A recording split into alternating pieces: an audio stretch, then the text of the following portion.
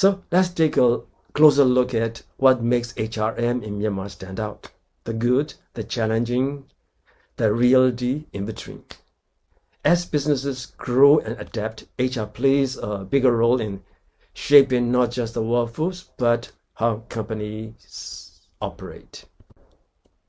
One key characteristic of human resource management in Myanmar is the push for strategic alignment. The idea is that HR is not just for paperwork.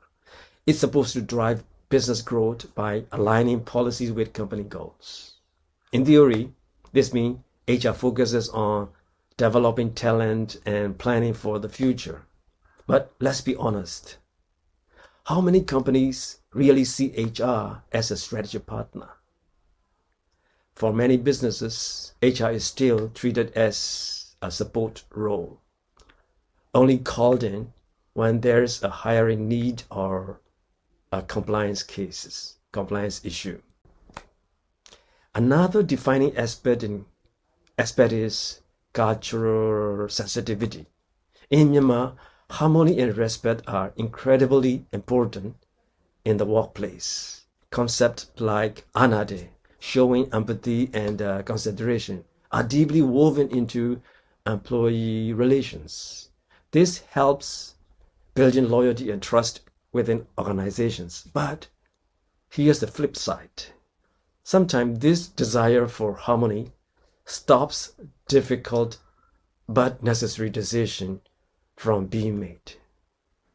How often do companies avoid firing underperformers just to keep the peace?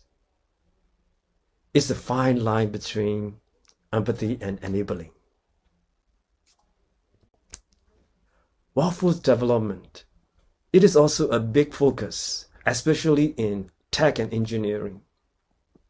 Companies are putting more effort into upscaling their teams to keep pace with modernization. This is great, but not all businesses can afford these investments. Larger corporations lead the way, while smaller businesses struggle to provide even basic training. Compliance with labor laws is another important part of HRM. Laws like the Employment and Skills Development Law 2013 are meant to ensure fair treatment and continuous development. But let's face it, some companies follow the rules to the letter, while others barely know the law exists. Enforcement can be hit or miss, and in some industries, employees' rights are overlooked. So finally, there's an employee-centered approach. Many companies are starting to see employees as valuable asset rather than just workers.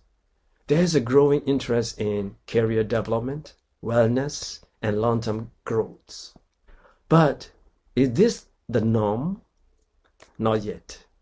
For every company rolling out wellness initiatives, there are others where burnout is common and professional growth takes a back seat.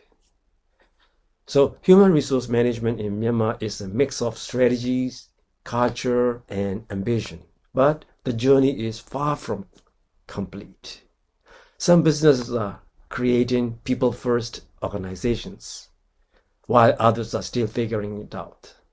The balance between tradition and progress is what makes HRM here unique, but it also leaves plenty of room for growth.